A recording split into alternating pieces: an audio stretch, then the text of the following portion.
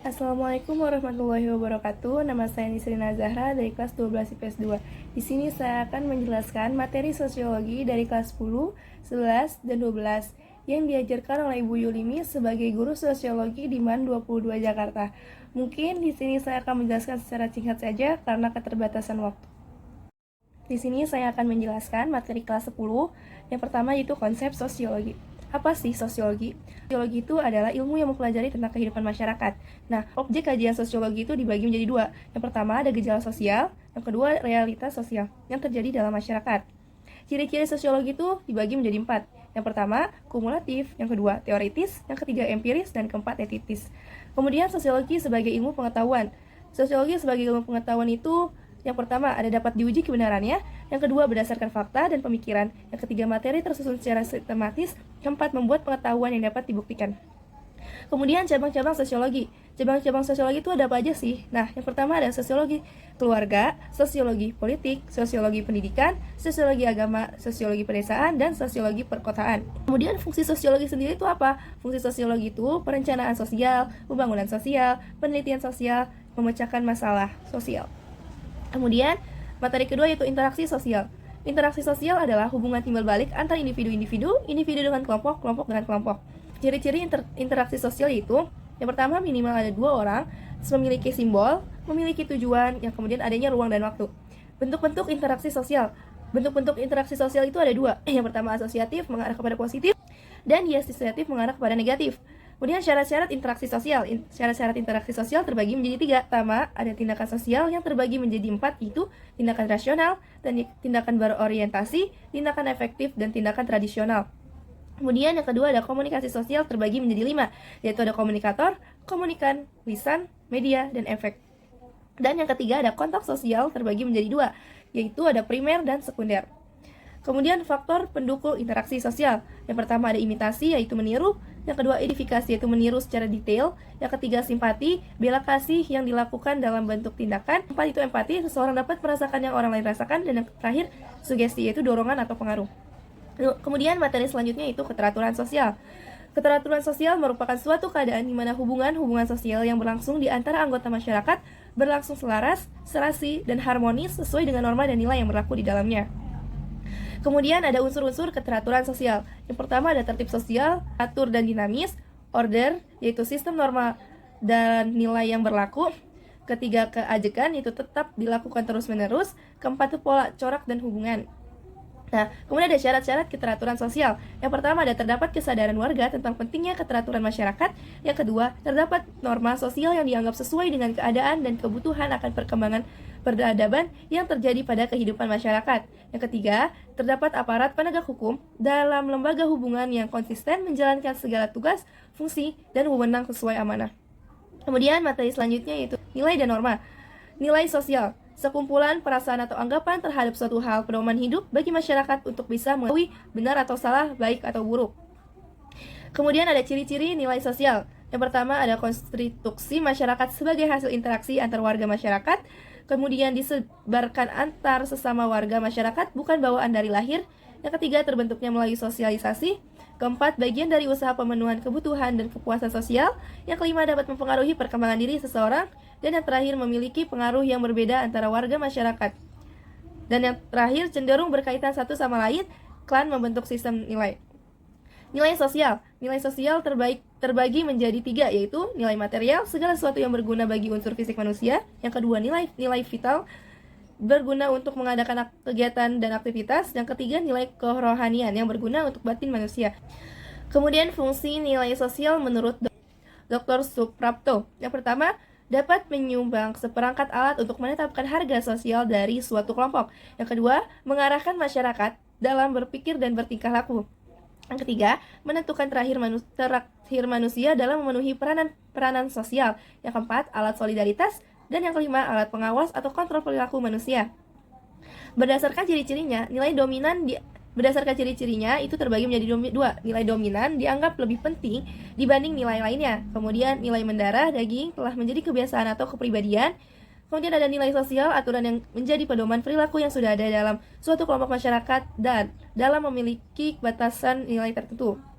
Kemudian, ciri-ciri norma sosial. Yang pertama, umumnya tidak tertulis. Yang kedua, bersama. Yang ketiga, ditaati bersama. Dan yang terakhir, bagi pelanggarnya diberikan sanksi. Kemudian ada klasifikasi norma, terbagi menjadi 3. Yang pertama, berdasarkan formal dan informal. Norma formal tertulis, norma non-formal tidak tertulis, dan jumlah lebih banyak.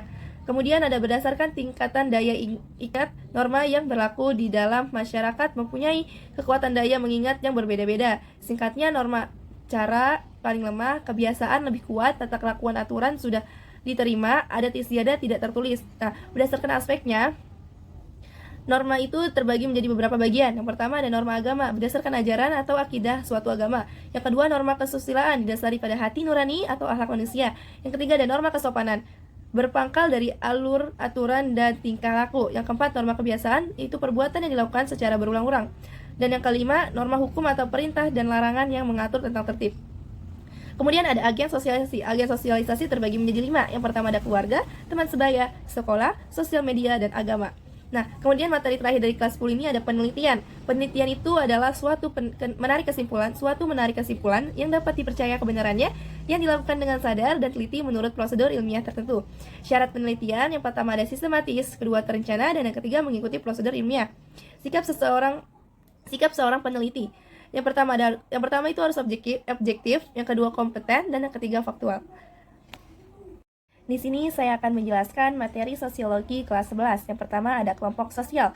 Kelompok sosial merupakan kumpulan manusia yang memiliki kesadaran akan anggotanya dan saling berinteraksi. Klasifikasi kelompok sosial. Yang pertama ada berdasarkan besar kecil jumlah anggotanya, yang kedua berdasarkan derajat interaktif, yang ketiga berdasarkan kepentingan dan wilayah, yang keempat berdasarkan derajat organisasi, yang kelima berdasarkan kesadaran itu terbagi menjadi 2, in group dan out group, dan yang terakhir berdasarkan hubungan sosial dan tujuannya itu terbagi menjadi 2, paguyuban dan patembayan. Kemudian bentuk-bentuk kelompok sosial. Yang pertama bentuk kelompok sosial ada 2, yaitu semu dan nyata. Semu dibagi menjadi 3, yaitu hal, publik, dan media. Kemudian materi selanjutnya yaitu konflik sosial. Konflik terjadi dari diferensiasi sosial. Kelompok sosial yang berbeda-beda satu dengan yang lainnya yang bersifat horizontal berdasarkan agama, ras, etnis, klan, profesi, dan gender. Kemudian ada primordialisme, yaitu kelompok ini dibawa sejak lahir. Perasaan yang dimiliki oleh seseorang yang sangat menjunjung tinggi ikatan sosial yang berupa nilai-nilai, norma, kebiasaan yang bersumber dari etnis, ras, tradisi, dan kebudayaan yang dibawa sejak seorang baru lahir. Faktor terjadinya primordialisme. Yang pertama, adanya suatu yang dianggap istimewa oleh individu dalam suatu kelompok. Yang kedua, ada suatu sikap yang mempertahankan keutuhan suatu kelompok atau kesatuan. Yang ketiga, adanya nilai-nilai yang berkaitan dengan sistem keyakinan. Kemudian ada etnosentris, yaitu menganggap budayanya lebih baik. Politik aliran, yaitu pengaruh-pengaruh politik dalam diferensiasi sosial, konflik, dan kesetaraan. Kemudian ada materi selanjutnya yaitu kesetaraan. Kesetaraan itu terbagi menjadi 3, yaitu ada stratifikasi, diferensiasi, dan mobilitas. Yang pertama saya akan menjelaskan stratifikasi terlebih dahulu. Stratifikasi sosial adalah kelompok sosial yang berbeda-beda satu dengan yang lainnya dan bersifat horizontal. Stratifikasi sosial ada 3 kelas, yaitu upper class atau sosial tinggi, middle class menengah, lower class yaitu rendah. Kemudian yang kedua ada diferensiasi sosial, adalah kelompok sosial yang berbeda-beda satu dengan yang lainnya dan bersifat vertikal. Kemudian yang ketiga ada mobilitas, yaitu perpindahan. Mobilitas terbagi menjadi 2, yaitu social climbing mobility, yaitu peningkatan status sosial dari yang rendah ke lebih tinggi. Contohnya seorang pelajar yang kini sudah bekerja. Kemudian yang kedua ada social sinking mobility, yaitu penurunan status sosial menjadi lebih rendah dari sebelumnya. Contohnya orang karyawan yang ketahuan korupsi dipecat dari pekerjaannya, dia menjadi pengangguran. Itu termasuk ke social sinking mobility. Kemudian ada mobilitas vertikal, yaitu perpindahan status sosial yang dimiliki seseorang atau kelompok dengan status sosial yang lain. Mobilitas vertikal itu perpindahan status sosial yang dimiliki seseorang atau kelompok sosial yang lain. Kemudian ada mobilitas horizontal, yaitu akan mengubah derajat sosialnya. Kemudian ada horizontal antar generasi, yaitu perpindahan penduduk sosial yang dialami seseorang yang melibatkan perbedaan generasi di dalamnya. Kemudian ada horizontal intergenerasi, yaitu perpindahan sosial yang terjadi pada generasi yang sama. Kemudian ada klan. Klan apa sih? Klan itu hubungan kekerabatan dari suku Batak yaitu contohnya dari suku Batak yaitu Parinial dan dari suku Minang yaitu Materilial. Itu aja materi kelas 11. Kemudian kita lanjut ke materi kelas 12. Nah, sekarang saya akan menjelaskan materi kelas 12. Yang pertama ada perubahan sosial. Perubahan sosial adalah pada aspek-aspek kehidupan, perubahan tersebut mencakup dalam kehidupan seperti perubahan secara atau berperilaku, nilai dan norma, hubungan sosial hingga teknologi. Dampak perubahan sosial. Dampak negatifnya itu dapat mudah melihat cara modus pencarian data pribadi, berita atau berita hoax. Kemudian positifnya, media sosial dapat menghubungkan kita dengan orang lain dengan cepat. Kemudian ada faktor internalnya, yang pertama dinamika demografi, yang kedua penemuan baru, terdapat 3 ragam penemuan, yaitu pertama discovery atau penemuan suatu yang sebenarnya sudah ada, yang kedua invention, penemuan suatu hal yang baru, yang ketiga innovation atau cara lebih baik untuk melakukan sesuatu, kemudian revolusi dan pemberontakan, dan yang terakhir konflik sosial. Kemudian faktor eksternal, yang pertama ada perubahan alam, kedua peperangan, yang ketiga pengaruh kebudayaan lain. Kemudian materi selanjutnya yaitu globalisasi. Nah, globalisasi secara umum adalah peningkatan permainan antar bangsa dan antar manusia di seluruh dunia atau mendunia. Nah, yang selanjutnya ada globalisasi. Globalisasi secara umum adalah peningkatan permainan antar bangsa dan angkat manusia di seluruh dunia atau mendunia.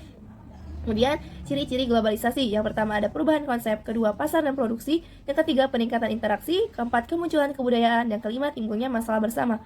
Kemudian penyebab terjadinya globalisasi. Yang pertama, karena adanya ruang dan waktu, yang kedua, faktor ekonomi, yang ketiga, adanya interaksi kultural, yang keempat, meningkatnya masalah bersama, yang kelima, faktor produksi yang berhubungan dengan manusia, baik primer maupun sekunder. Kemudian dampak positifnya yaitu mudah mendapatkan informasi, mempermudah komunikasi dengan teknologi, SDM, adanya mobilitas yang tinggi, toleransi yang tinggi antar manusia, dan yang terakhir demokrasi yang tinggi. Kalau dampak negatifnya yaitu seorang yang menerima informasi bisa menyimpang, kemudian tidak peduli dengan lingkungan, yang terakhir terciptanya masyarakat yang konsumtif atau boros. Cara mengatasi dampak negatif globalisasi itu gimana sih? Nah, yang pertama itu memahami dan mengamalkan nilai-nilai Pancasila. Yang kedua, cari informasi dan budaya asing yang masuk. Dan yang terakhir, menanam nilai-nilai nasionalisme dalam diri. Kemudian ada modernisasi, yaitu kemajuan. Nah, gejala modernisasi itu ada beberapa bagian. Yang pertama dari bidang ekonomi, yaitu pergantian dari tenaga manual ke mesin. Kemudian bidang sosial, yaitu PGRI, Perserikatan Buruh, IDI, Ikatan Dokter Indonesia. Dan kemudian ada dari bidang politik, yaitu tumbuhnya negara demokrasi manual dengan negara yang baru merdeka. Kemudian ada westernisasi, yaitu kebarat-baratan atau gaya hidup yang mengimitasi budaya barat. Kemudian ada konsumerisme, yaitu pemakaian barang secara berlebih. Kemudian sekularisme, yaitu memisahkan antara kehidupan dunia dengan agama, sehingga cenderung mengejar kehidupan dunia. Yang terakhir ada hedonisme, yaitu mengejar kesenangan sebagai tujuan hidup. Materi yang terakhir yaitu ada ketimpangan sosial, yaitu ketimpangan sosial adalah ketidakadilan sosial. Faktor penyebab ketidakadilan sosial yaitu yang dari internya itu budaya kemiskinan, dari eksternnya itu ketidakadilan kebijakan.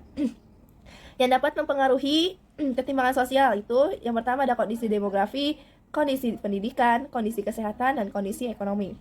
Dampak dan akibat dari ketimpangan sosial. Yang pertama ada kemiskinan, kriminalitas, kemerosotan moral, banyak pencemaran lingkungan alam, jiwa kewirausahaan, monopoli dan menguasai. Dan yang terakhir monopoli. Kemudian upaya mengatasinya itu bagaimana sih? Yang pertama itu meningkatkan kualitas penduduk, yang kedua kualitas fasilitas kesehatan. Kemudian materi terakhir dari kelas 12 yaitu kearifan lokal. Asal kata kearifan lokal berasal dari bahasa Inggris. Yang pertama itu wisdom, artinya kebijakan, dan lokal itu artinya tempat. Definisi kearifan lokal yaitu kebijakan suatu tempat yang dibuat suatu masyarakat yang disepakati, dijalankan, ditunggu, dan ditemurunkan. Sekian penjelasan materi sosiologi kelas 10, 11, dan 12 yang bisa saya sampaikan. Kurang lebihnya mohon maaf. Wabillahi taufiq wal hidayah. Wassalamualaikum warahmatullahi wabarakatuh.